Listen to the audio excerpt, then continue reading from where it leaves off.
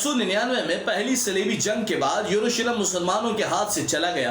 अब ईसाई मजहब के मानने वाले यरूशलेम पर काबिज थे। अल्लाह ताला की तदबीर बेशक सबसे बेहतर है।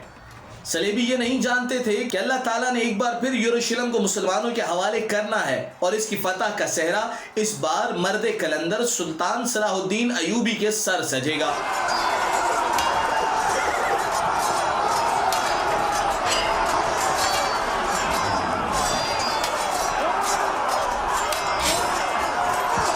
अस्सलाम वालेकुम नाज़रीन, फ़लस्तीन और तारीखी हक़ाइक़ की चौथी किस्त के साथ मैं हूं शहरियार शौकत। अगर आपको हमारी तहकीक और ये वीडियो पसंद आए तो लाइक और शेयर करना ना भूलिएगा, और अगर अब तक आपने हमारा चैनल सब्सक्राइब नहीं किया तो इसे सब्सक्राइब जरूर कर लें ताकि अगली किस्त वक्त पर आपको मिल सके।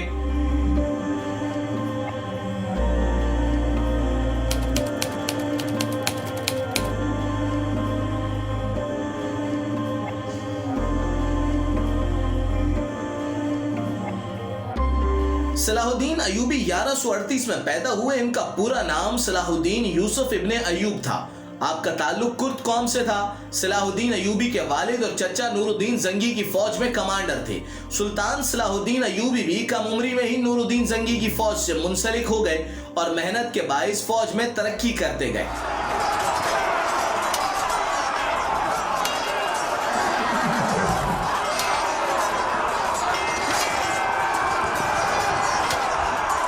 वालिद की वफात के बाद 31 साल की उम्र में सुल्तान सलाहुद्दीन अयूबी को फौज में कमांडर बना दिया गया। कमांडर बनने के बाद सलाहुद्दीन अयूबी ने सुल्तान नूरुद्दीन जंगी के खिलाफ होने वाली बगावतों को कुचला।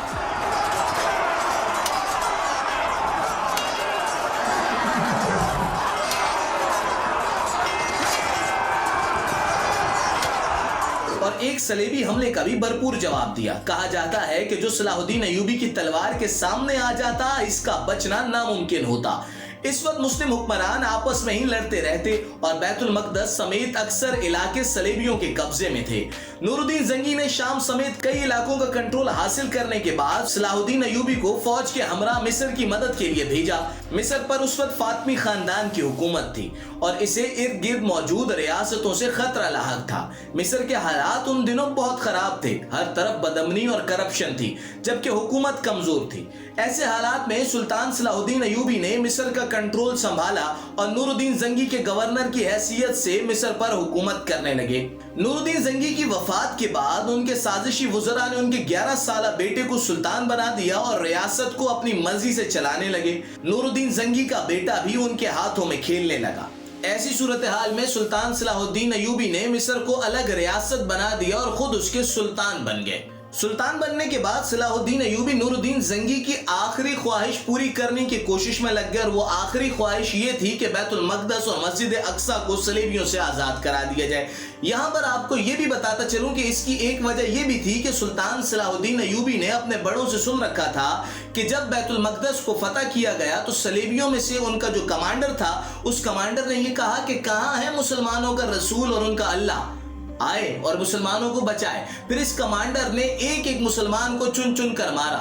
जब ये वाकया सुल्तान सलाहुद्दीन अयूबी ने सुना तो उस दिन से वो चैन से नहीं बैठे। सुल्तान सलाहुद्दीन अयूबी उस दिन से ना तो सुकून से सोते थे और ना ही ठीक से खाते पीते थे। उनकी जिंदगी का एक ही मिशन था, रसूलुल्लाह सल्लल्लाहु अलैहि वसल्लम के इस गुस्ताख को उसके अंजाम तक पहुंचाना और बैतुल मक़दस और मस्जिद अक्सा को सलेबियों से आजाद कराना।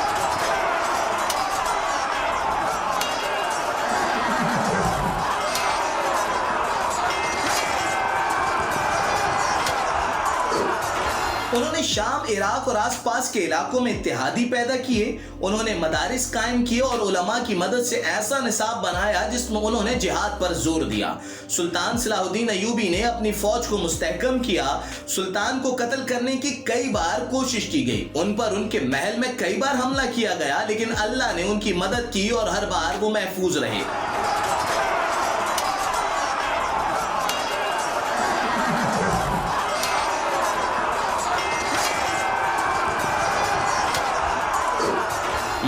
1937 में सुल्तान ने फलस्तीन पर हमला किया, जिसके नतीजे में उन्होंने सलेबी फौजों को बड़ा नुकसान पहुंचाया और बैतुल मकदस की जानिब पेशकदमी की।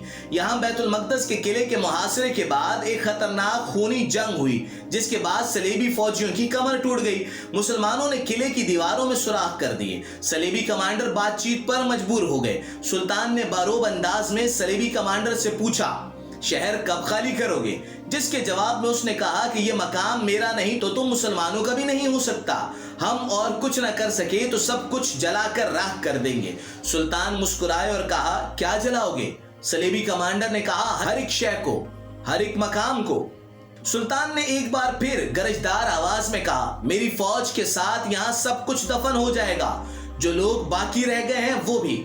सलेबी कमांडर के पास अब ये कहने के अलावा कोई जवाब ना था कि क्या है तुम्हारी शराइत। सुल्तान ने कहा, मैं वादा करता हूं तुम्हें ईसाई इलाकों तक रसाई दी जाएगी। तुम्हारी औरतें, बच्चे, बूढ़े महफूज रहेंगे, इन्हें कोई नुकसान नहीं होगा और तुम्हारी मलका और बाकी रह जाने वाले फौजियों को खराश नहीं आएगी।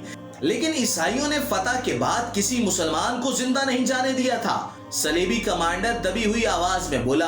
तो सुल्तान ने कहा, आप शायद जानते नहीं, मेरा नाम सलाहुद्दीन अय्यूबी है। सलेबी कमांडर ने सुल्तान का जवाब सुनकर कहा कि ये शहर और मुकद्दस मकामात सब आपके हवाले करता हूं, लेकिन एक सवाल पूछना चाहूंगा, आपके लिए यरूशलेम और अक्सा क्या है? सुल्तान का हाथ उनकी तलवार पर था और यह आवाज फिजाओं में गूंज रही थी, मेरे लिए यरूशलेम और अक्सा सब कुछ है।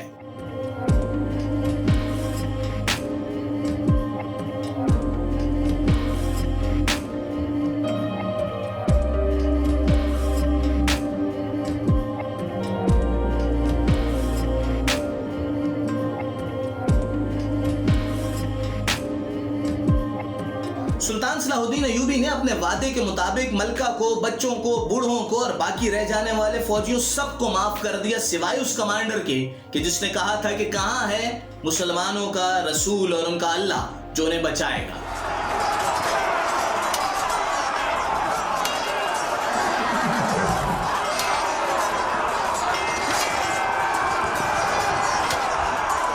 आगे क्या हुआ ये देखने के लिए अगली किस्त का इंतजार कीजिए।